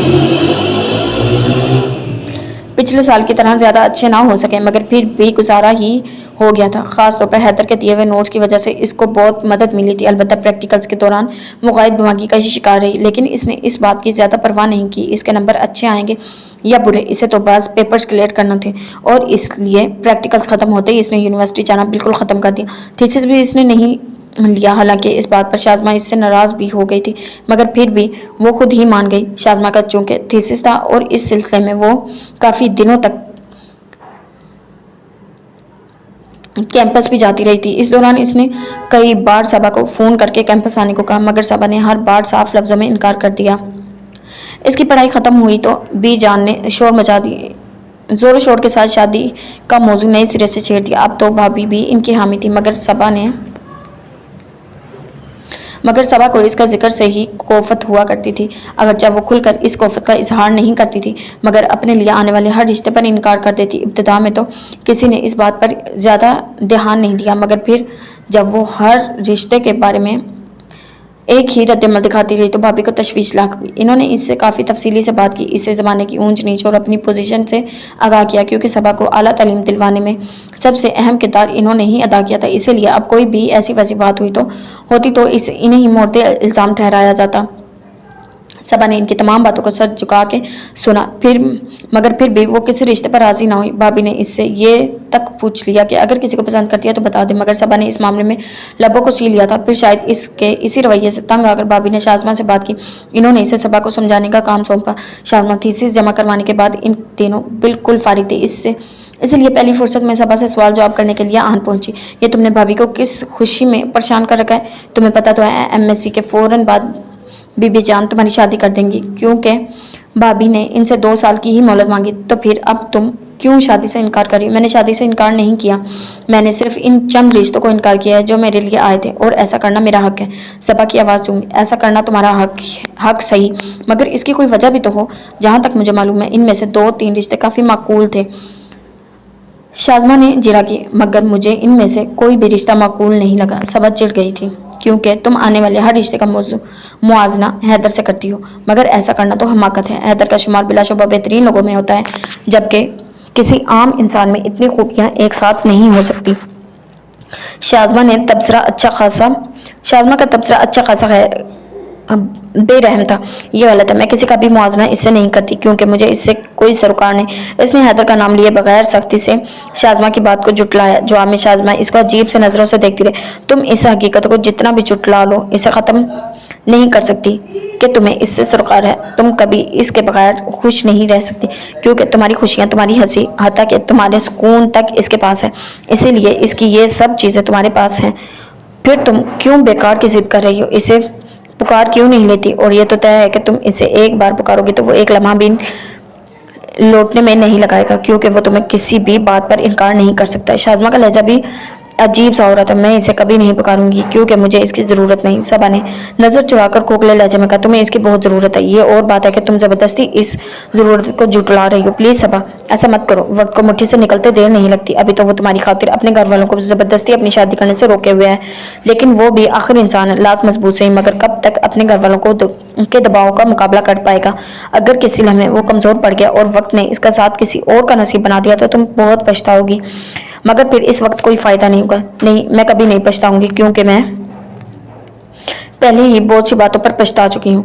अब अगर वो किसी और का हो भी गया तो मुझे कोई गम नहीं। सबा का लहजा इस बार भी एतमाद से आ रही था। शाज़मा एक बार फिर खामोश हो गई। कुछ देर तक वो कुछ सोचती रही, फिर जैसे हार मान गई। ठीक है, फिर मैं भाभी को यही कह देती हूँ कि तुम्हें वाकई वो रिश्ते किसी न किसी खास वजह से नापसंद हैं, और ये कि जैसे ही कोई रिश्ता तुम्हें माकूल लगेगा तुम इसे इनकार नहीं करोगी। इन्होंने मुझे दरअसल इसीलिए भेजा है कि मैं तुमसे इस मौजू पर खुलकर बात करूँ कि अगर तुम्हारी कोई पसंद है तो तुमसे मालूम करके भाभी को बता दो। इस बार शाज़मा का लहजा मुख्तलिफ था। इसके बाद इस मौजू पर कोई बात नहीं हुई। हालांकि शाज़मा बाद में भी काफ़ी देर तक ठहरी रही। अलबत्ता जाते जाते इसने भाभी से ये ज़रूर कहा था कि वो किसी भी बहाने से सबा की शादी के मामले को थोड़े से अरसे के लिए मुलतवी कर दें। इसकी वजह इसने भाभी के पूछने पर भी नहीं बताई थी। मगर शाज़मा, ऐसा किस तरह हो सकता है? सबा के लहजे में बेतहाशा हैरत थी।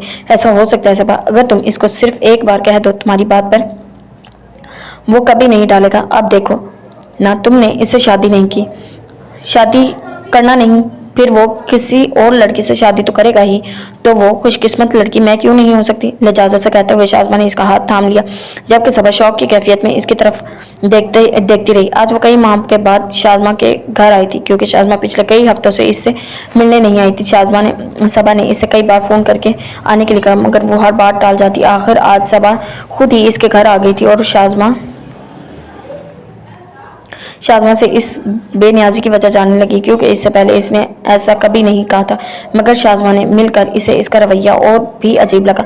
वो ना तो सबा के अचानक आ जाने पर हैरान हुई थी और ना ही इसके चेहरे पर किसी खुशी का कोई रंग ठहरा था, बल्कि इसका अंदाज यूं ही नॉर्मल था जैसे सबा रोज़ आने वालों में से हो। मगर सबा ने इससे यही मतलब लिया कि शायद नाराज़ है, मगर फिर शाज़मा की बातें और अंदाज से ही हैरान कर दिया। शाज़मा कभी भी खुद पसंद नहीं रही, मगर आज इसकी हर बात से शुरू मैं से शुरू हो रही थी और मैं पर ख़त्म। सबा खामोशी से इसके मुंह से इसकी तारीफ़ें सुनती रही। फिर इन तारीफ़ों में गैर महसूस अंदाज से हैदर का जिक्र आने लगा। शाज़मा ने हैदर की कितनी ही बातें की, मगर सिर्फ अपने हवाले से। आज इसकी बातों में सबा का कोई जिक्र नहीं था, वरना पहले वो हैदर का जिक्र सबा के बगैर कभी नहीं करती थी। क्या बात है, आज तुम्हें हैदर की बहुत खूबियाँ नजर आ रही हैं? सबा ने आखिर पूछ ही लिया। जवाब में शाज़मा के चेहरे पर शर्मिंदी सी मुस्कुराहट ऊपर आई, जिसने सबा की हैरत में इजाफा किया। तुम्हें पता है सबा, हैदर की मम्मी इसके लिए लड़कियां देख रही हैं। वो ज़्यादा से ज़्यादा 2 माह तक इसकी शादी कर देना चाहती हैं। इसलिए इन्होंने हैदर से कह दिया है कि अगर इसको कोई पसंद है तो इन्हें बता दे, वरना इसे इन्हें की मुंतखब की हुई लड़की से शादी करना पड़ेगी। कल हैदर फोन पर पूछ रहा था कि वो किस लड़की का नाम ले शाज़मा जोशो खरोश से कह रही थी, जबकि सबा के चेहरे पर एक रंग आ रहा था और एक जा रहा। फिर तुमने बताया नहीं कि इसे किस लड़की का नाम लेना चाहिए? सबा की आवाज़ मैं कैसे बताती? खुद अपने मुंह से अपना नाम लेना कोई अच्छी बात है? शाज़मा ने शर्मा कर सर झुका दी। सबा ने इसके चेहरे पर मजाक का रंग ढूंढना चाहा, मगर इससे नाकामी हुई। वहां तो अजीब सी रोशनी फैली हुई थी। सबा को इस तस्वुर ने ही इंतहाई हद तक हैरान कर दिया। शाज़मा हैदर से शादी करना चाहती है, वो इससे कुछ भी नहीं कह पा रही थी। शाज़मा ने खुद ही अपने हक में दलाइल दिए जा रही थी। तुम इतना हैरान क्यों हो रही हो? आखिर मैं भी इंसान हूँ और हैदर जितनी खूबियों वाला इंसान है। इनको देखते हुए ये तो हो ही नहीं सकता कि इसका थोड़ा सा भी करीब रहने वाला इससे मुतासिर ना हो, और मैं तो इसे पिछले 2 बरस से जानती हूँ। फिर अगर वो मुझे अच्छा लगने लगा तो इसमें मेरा क्या कसूर? शाज़मा मैं सोच भी नहीं सकती कि तुम ऐसी भी हो सकती हो। सबा की हलक से बहुत मुश्किल आवाज निकली। सबा, खुदा गवाह है, जब तक तुम्हारे और हैदर के ताल्लुकात ठीक थे मैंने ऐसा कभी सोचा भी नहीं था, मगर अब सूरत हाल बदल गई है। तुम किसी सूरत भी इससे शादी करना नहीं चाहती। फिर तुम्हारा क्या ख्याल है अगर मुझे इसका साथ मिल जाए तो? शाज़मा इंतहाई संजीदगी से बोली। जाओ कर लो इसका साथ हासिल, मुझे क्या एतराज़ हो सकता है? और यूं भी मेरे एतराज़ करने का कौन सा तुम पर असर होगा? सबा की आवाज़ भरा गई थी। जब तुम्हें कोई एतराज़ नहीं तो फिर तुम मेरी थोड़ी सी मदद क्यों नहीं कर देती? तुम इसे सिर्फ एक बार फ़ोन करके ये सब कह दो, वो कभी तुम्हारी बात नहीं टालेगा। प्लीज़ सबा, क्या तुम अपनी इकलौती दोस्त के लिए इतना भी नहीं कर सकती? शाज़मा के लहजे में एक बार फिर लज्जात उभरी आ गई। इसने सबा का हाथ पकड़ने की भी कोशिश की, मगर सबा ने सख्ती से अपना हाथ इससे जुड़ा लिया। नहीं, मेरी कोई भी दोस्त नहीं नहीं है, मेरी कोई भी दोस्त। मैं जा रही हूँ। खबरदार, जो तुमने अब मुझसे कभी रब्ता करने की कोशिश की, मैं लानत भेजती हूँ ऐसी दोस्ती पर। तुम्हारा जो दिल चाहे तुम करो, बस मुझसे अब दूर रहना। सबा के लिए गुस्से पर काबू पाना नामुमकिन था। इसे खुद भी इल्म नहीं था कि शाज़मा की बात पर इससे इतना गुस्सा क्यों आया है। बस इसे यूं लग रहा था कि अगर इसने चंद मिनट भी और खामोशी से गुजार लिए तो इसका दिमाग फट जाएगा। इसीलिए वो बेइख्तियार बोलती गई। साथ ही आंसू बेकाबू होकर रुखसारों पर बहने लगे थे। इसने जल्दी से पर्स उठाया और बाहर निकल गई। शाज़मा ने इसे रोकने की कोशिश नहीं की थी। दुनिया में कोई भी इंसान काबिल एतबार नहीं। लोग कभी भी अंदर और बाहर से एक जैसे नहीं होते। लॉन की तरफ खुलने वाली खिड़की से बाहर झांकते हुए इसने कोई 20 बार सोचा था। जब से वो शाज़मा के घर से आई थी इसका दिमाग मुसलसल खोल रहा था। 8 घंटों में 800 बार इसका दिल शाज़मा को मार डालने को चाह रहा था। पूरा दिन इसने कमरे में टहल टहल कर गुजार दिया। वो तो गनीमत था कि भाभी आज सुबह ही से अपनी किसी दोस्त के घर गई हुई थी, और इसी वजह से सबा ने भी आज शाज़मा के घर जाने का प्रोग्राम बनाया था। वरना सबा जिस तरह रोती हुई घर में दाखिल हुई थी, भाभी का परेशान हो जाना यकीनी था। और फिर जब वो दोपहर को भाभी की वापसी हुई तो वो जानबूझकर सोती बन गई। इसका किसी से भी बात करने का दिल नहीं था। कितनी ही बार वो रो चुकी थी। शाज़मा की तो इसने आइंदा शक्ल भी नहीं देखने का तहिया कर लिया था। सबा, क्या तुम मुझसे खफा हो? एन पीछे से उभरने वाली शाज़मा की आवाज़ सुनकर सबा उछल पड़ी। इसने मुड़कर कमरे की वस्त में खड़ी शाज़मा को देखा। अपने ख्यालों में गुम होकर इसने शाज़मा के आने का भी पता नहीं कि तुम यहाँ क्या कर रही हो? मैंने तुम्हें कहा नहीं था आइंदा मुझसे रब्ता ना करना? सबा का लहजा अब भी खोल रहा था, मगर शाज़मा कोई परवाह किए बगैर आराम से बेड पर बैठ गई। कहा होगा मैं ऐसी बातें नहीं सुनती, मैं तो बार बार रब्ता करूंगी। आखिर शाज़मा की बात अधूरी रह गई। सबा तेजी से पलटकर दरवाजे की तरफ बढ़ गई। तुम नहीं जाती तो मैं चली जाती हूँ। इसने दरवाजा खोलते हुए कहा। ए लड़की, आराम से क्यों अंगारे चबा रही हो? इधर बैठो और आराम से मेरी बात सुनो। शाज़मा ने जल्दी से इसकी दरवाजे खोलने की कोशिश नाकाम बनाते हुए इसका हाथ पकड़कर सोफे की तरफ धकेला। सबा कहा जाने वाली नजरों से इसकी तरफ देखती रही, मगर अब की बार वो कुछ ना बोली। शाज़मा ने वापसी पर बेड पर बैठकर अपना पर्स खोलकर एक कार्ड निकाला और इसे सबा की तरफ बढ़ा दिया। सबा ने इसकी तरफ देखा। इसे खोलकर तो देखो, अभी तुम्हारा सारा गुस्सा गायब हो जाएगा। शाज़मा का अंदाज चमकाने वाला था। सबा ने ना चाहते हुए ब्राउन और सिल्वर रंग का कार्ड खोला और इसे खोलते ही वो हैरत से उछलकर खड़ी होगी। ये तो लेकिन तुमने कहा था कि हैरत के मारे वो चंद बेरबत अल्फाज कह सकी थी। शाज़मा इसकी हैरान चेहरे की तरफ देखते हुए मज़े से मुस्कुराती। तुमने मुझे सुबह क्यों नहीं बताया कि जुम्मे वाले दिन तुम्हारी मंगनी हो रही है? सबा इसके करीब बैठते हुए तेजी से बोली। इसके चेहरा अब तक तुम्हारा रहा था। कैसे बताती? तुमने मौका ही नहीं दिया। 15 मिनट बाद ही तो तुम वापस आ गई थी। शाज़मा अभी भी मुस्कुरा रही थी। सबा सिटपटा कर रह गई। इसे बिल्कुल समझ नहीं आ रही थी कि वो कैसे अपनी बात कहे। लेकिन ये तो तुम्हारे कज़न नासिर के साथ तुम्हारी मंगनी हो रही है तो और किसके साथ होती? बचपन से ही बड़ों ने बात तय कर रखी, बात तय हो गई है और यूं भी नासिर मुझ पर काफ़ी मरता है। शाज़मा अदायब बेनियाजी से बोली। तो फिर सुबह तुम मुझे ये क्यों कह रही थी कि तुम हैदर से? सबा ने झिझक कर बात दूरी छोड़ दी। कि मैं हैदर से शादी करना चाहती हूँ? शाज़मा ने इसकी तरफ देखते हुए जुमला पूरा किया। सबा ने आहिस्तगी से इस बात में सर हिलाया। वो सब कुछ तो मैंने इस बेनियाजी के खोल को तोड़ने के लिए कहा था जो तुमने खुद पर चढ़ा रखा है, और तुमने देखा ये खोल कितना कच्चा निकला। अक़वाम मुत्तहिदा की कश्मीर के मसले के हल के लिए मंजूर की गई करारदाद दूं तो करारदादों से भी ज्यादा। शाज़मा का अंदाज शौक हो गया था। सबा ने इसकी बात पर कोई रद्द-ए-अमल जाहिर नहीं किया। वो साकत बैठी शाज़मा की तरफ देख रही थी। सबा तुम आज भी हैदर से इतनी मोहब्बत करती है जितनी 2 साल पहले करती थी, बल्कि शायद इससे भी ज्यादा। तुम अब भी इसकी तरफ लौट आने के मुंतजिर हो, और ये जो बार बार कहती हो कि मैं वो जिससे मर्जी नाता कर ले, तुम्हें कोई परवाह नहीं। ये सब झूठ है और खुद फरेबी के सिवा कुछ नहीं है। हकीकत सिर्फ यही है कि तुम इसके बिन नहीं रह सकती और ना ही इसे किसी और का होते देख सकती हो, वरना आज तुम इतनी मुश्तइल ना होती। तुम इसे मोहब्बत करती हो और ये बात तुम मान क्यों नहीं लेती हो? हर बार इस हकीकत को क्यों जुटलाती हो कि तुम्हारा दिल आज भी सिर्फ इसके लिए धड़कता है? तुम्हारी आंखों में सिर्फ इसी के इंतजार के चिराग जलते। तुम अब से नहीं, इसके जाने के लम्हे से लेकर इंतजार में हो। शाज़मा के लहजे में दावा था जिस पर सबा ने जुटलाया नहीं था। हाँ ठीक है, मैं इसे मोहब्बत करती हूँ, इसके जाने के लम्हे से इसका इंतजार भी करती हूँ। पिछले 1 साल से मैंने जितनी शिद्दत से इसके लौट आने की तमन्ना की है, कभी इतनी शिद्दत से मैंने कभी कोई तमन्ना नहीं, क्योंकि मुझे इसके बगैर जीना नहीं आता। मुझसे इसके बगैर जिया ही नहीं जाता। वो जैसे किसी ट्रांस के में थी। अल्फाज इसके लबों से टूट कर अदा हुए थे। शाज़मा ने नरमी से इसके दोनों हाथ थाम लिए थे। मुझे ये सब बताने की ज़रूरत नहीं, क्योंकि मैं ये सब पहले से ही जानती हूँ। सिर्फ इतना बता दो कि जब तुम्हें इसका इंतज़ार इतना है तो तुम इसे पुकार क्यों नहीं लेती? इसे सिर्फ एक बार वापस बुला लेती। वो कभी लौटने से इनकार ना करता, क्योंकि इससे भी तुम्हारे बगैर जीना नहीं आता।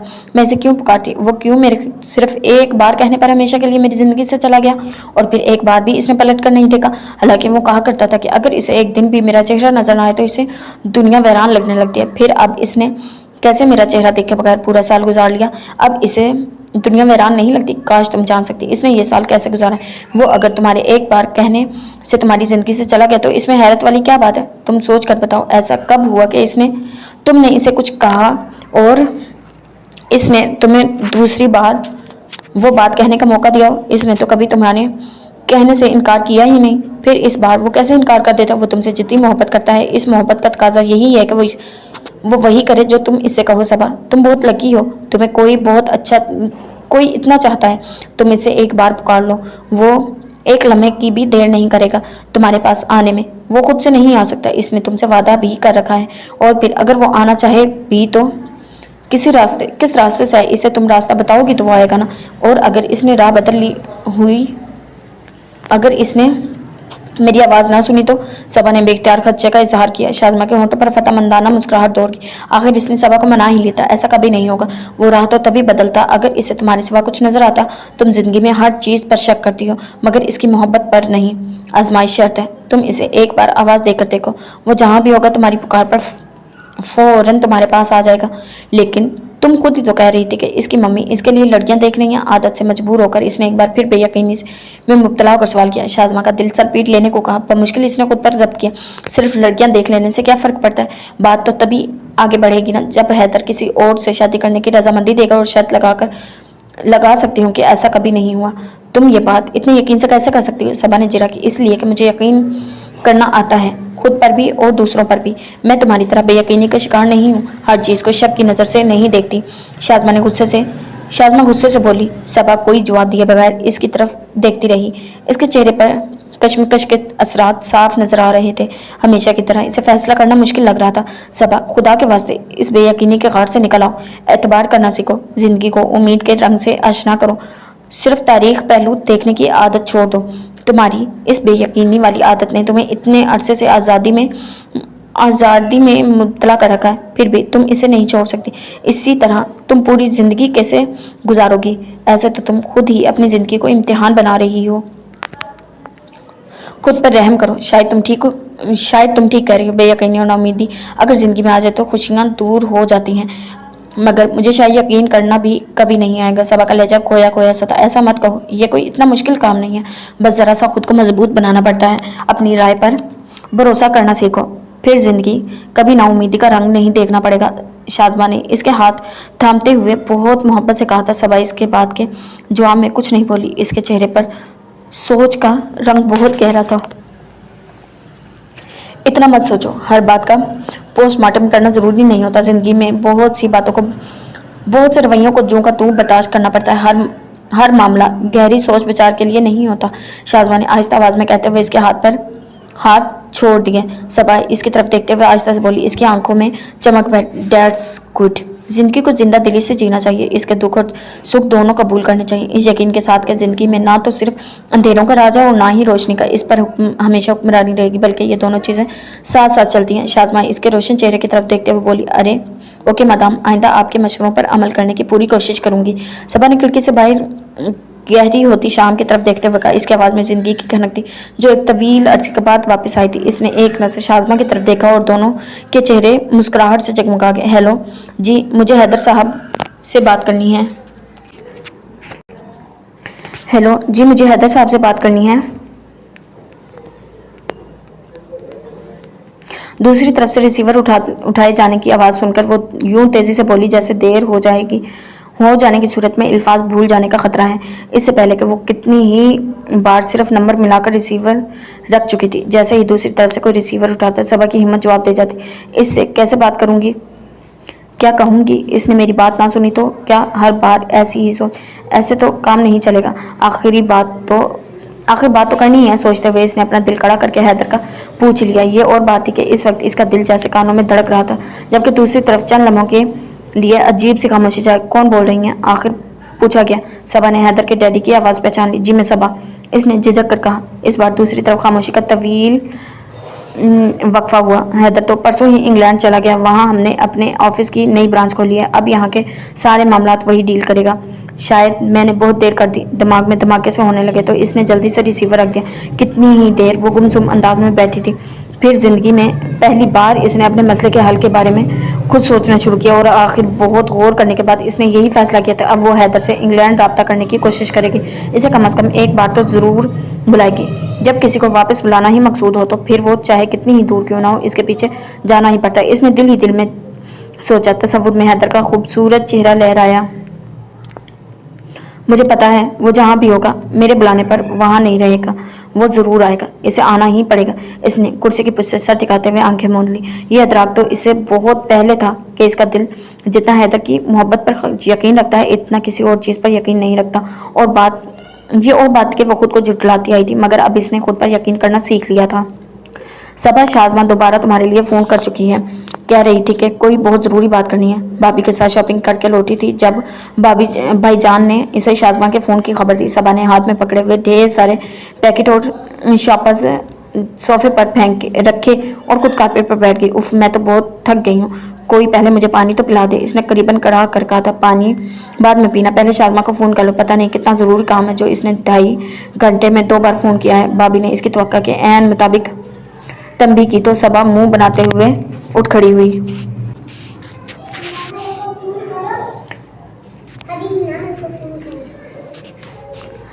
क्या आफत टूट पड़ी है जो तुम बार बार फ़ोन कर रही हो? शाज़मा की आवाज़ पहचानते ही इसने 2.5 घंटे की थकन को आफत ही समझ लो। रिजल्ट आउट हो गया है। शाज़मा ने धमाका किया। क्या? सबा को शाज़मा की बात सुनकर करंट लगा। वो रिजल्ट को तो बिल्कुल ही भूल गई। जी जनाब, अब आए होश खाने। अब ज़रा बैठ कर याद करो कौन सा पेपर अच्छा हुआ था, किस में उड़ने का खतरा है और किस में मरकब के पास हो जाओगी। शाज़मा ने मज़े से बोली। तुमने पता नहीं करवाया? मुझे तो डर लग रहा है मेरे पेपर्स इस बार कुछ ज़्यादा अच्छे नहीं हुए। वो आदतन जल्दी से बोली। नहीं, मैंने कब पता करवाना था? अब कल डिपार्टमेंट जाएंगे तो खुद ही पता चल जाएगा।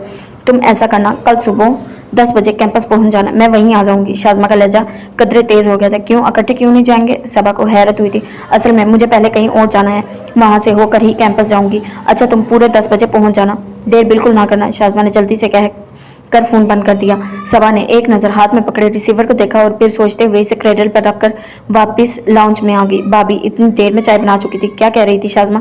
कह रही थी रिजल्ट आउट हो गया, कल कैंपस जाना है। सबा ने लापरवाही से जवाब दिया। वो अचानक झटके से अब संभल चुकी थी। इस बार लगता है तुम्हारे पेपर्स बहुत अच्छे हुए, इसीलिए इतनी मुतमईन नजर आ रही हो, वरना तो हर साल रिजल्ट आने का सुनकर ही मुंह पर हवाइयां उड़ने लगती थी। भाभी ने मुस्कुराकर तबसरा किया। ये बात नहीं है, इस बार ही तो मेरे पेपर बुरे हुए हैं, मगर प्यारी भाभी अब हमने फिक्र करना तर्क कर दिया है। और ये मुजज़ा कब हुआ है? भाईजान ने भी गुफ्तगू में हिस्सा लिया। मालूम नहीं, हमने हिसाब किताब करना भी छोड़ दिया है। इसके अंदाज में एक बार फिर लापरवाही थी, जिसे महसूस करके भाई और भाभी दोनों हल्के से हंस दिए। सबा की शख्सियत की ये तब्दीली इन्हें बहुत भली लगी थी, वरना पहले मामूली मामूली बातों को घंटों सर पर सवार रखना और इन पर जी भर के कुड़ने इसका महबूब मशगला था, जिस पर भाभी इसे अक्सर ही टोकती थी, लेकिन इनके टोकने का वो कोई असर नहीं लिया करती थी। अगले रोज वो कई माह के बाद कैंपस गई और ये तो इसे खुद भी याद नहीं था इसने कितने अरसे के बाद खुली आंखों और हाजिर जहन के साथ वो सारी जगह देखी जहां से इसकी जिंदगी की सुनहरी यादें वाबस्ता थी। शाज़मा ने 10 बजे आने का कहा था, जबकि वो 9 बजे यूनिवर्सिटी पहुंच चुकी थी, इसीलिए पूरा घंटा वो डिपार्टमेंट जाने के बजाय इधर उधर फिरती रही और पहली बार अकेले यूनिवर्सिटी घूमते हुए इसे डर नहीं लगा। लाइब्रेरी में बैठकर इसने इन सारी दिनों को याद किया जब हैदर नोट्स बनाने में इसकी मदद करता था। इसके समझाने का अंदाज और दिलकश लबो लहजा ज़हन में ताज़ा किया। फिर कैफ़े में बैठकर अकेले चाय पी और इस दिन को सोचा जब पहली बार इसने हैदर ने इसे इसी जगह देखा था। एक पल के लिए इसे वो दिन भी याद आया जब हैदर आखिरी बार इससे यहीं मिला था, और इसी पल इसे वो फ़ोन याद आया जो इसने 2 दिन पहले हैदर के घर किया था और हैदर के डैड ने इसे हैदर के इंग्लैंड जाने की खबर सुना दी थी। इसके बाद वो चाहते हुए भी दोबारा इसके घर फ़ोन नहीं कर सकी थी। आज घर जाते ही इसके घर फ़ोन करूंगी और इसके डैड या मम्मी से इंग्लैंड का नंबर लेकर इसे वहां फ़ोन करूंगी। इसने बैठे बैठे फैसला कर लिया था। पूरे 10 बजे वो डिपार्टमेंट आई थी, मगर वहां शाज़मा का कोई नामो निशान नहीं था। कुछ देर वो शाज़मा का इंतजार करती रही, फिर खुद ही रिजल्ट मालूम करने स्टूडियो के ऑफिस में चली गई थी। और वहां जाकर जब इसे ये पता चला इस बार इसकी तीसरी पोजीशन आई है तो इसे बिल्कुल यकीन नहीं आया था। हैरत से आंखें फैलाए वो टुकर टुकर देख रही थी और इसकी इस हैरत से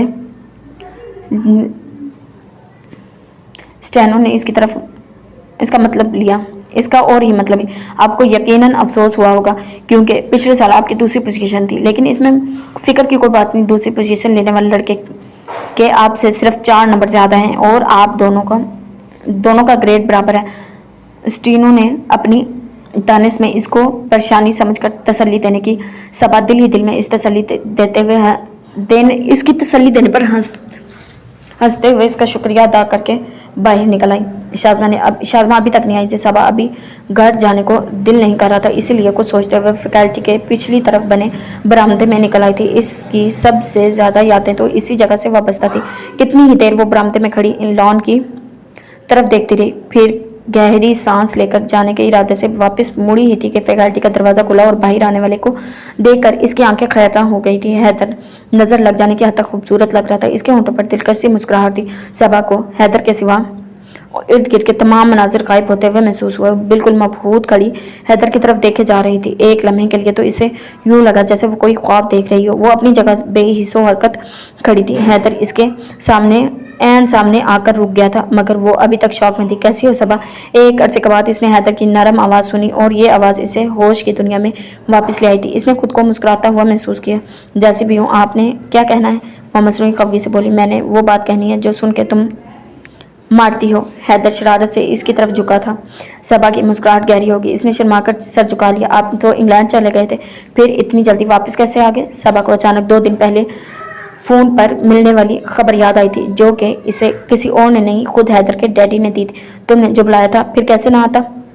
तुम्हारे बुलाने पर तो शायद मैं आलमुबाला से भी लौट आता। और इंग्लैंड तो फिर इसी दुनिया में। इसके लहजे में हमेशा वाली नरमी थी और आंखों में सिर्फ मोहब्बत थी। सबा ने सर उठाकर इसकी मेहरबान चेहरे की तरफ देखा और वहाँ कोई गिला कोई शिकवा ढूंढना चाहा, मगर इसे हैदर के चेहरे पर मोहब्बत के सिवा कुछ भी नजर नहीं आ रहा था। सबा की आंखें नम होने लगी थी। ऐसी मोहब्बत तो वाकई बहुत खुशकिस्मत लोगों को मिलती है होगी। कैसा समंदर जैसा ज़र्फ रखता है ये शख्स। इसने सामने खड़े हैदर की तरफ देखकर सोचा था आप बहुत अच्छे हैं, बहुत बहुत बहुत अच्छे। इसे हैदर की तारीफ करने के लिए मौजूद अल्फाज नहीं मिल रहे थे। हैदर इसकी बात सुनकर आहिस्ता से हंस दिया। बड़ी जल्दी यकीन आया मेरे अच्छे होने का। बाय द वे, इस अच्छे बंदे के साथ एक कप चाय पीने के बारे में क्या ख्याल है? इसका लहजा अब भी शौक था। सबा का सर अपने आप इस बात में हिल गया। फिर कैफे की तरफ जाते हुए सबा ने अपने बराबर चलते हुए हैदर की तरफ देखकर पहली बार खुद पर रश किया था और वो सर झुकाकर दिल ही दिल में खुदा का शुक्र अदा करने लगी। सामने कैफे तक जाने वाले रास्ते बहुत साफ और वाज़ेह थे, इसकी ज़िंदगी के नए रास्ते की तरह। जी तो जनाब, ये नावल आज हमारा यहीं पे एंड होता है। उम्मीद करते हैं आपको ये नावल बहुत पसंद आया होगा। अगर आपको नावल पसंद आया तो कमेंट बॉक्स में अपनी राय का इजहार करें और हमारे चैनल को सब्सक्राइब कर लें, बेल नोटिफिकेशन को भी ऑन कर लें, और ताकि हर आने वाली नई वीडियो आप तक बआसानी पहुंच सके। मिलते हैं एक नई नावल नई किस के साथ। अल्लाह हाफिज़।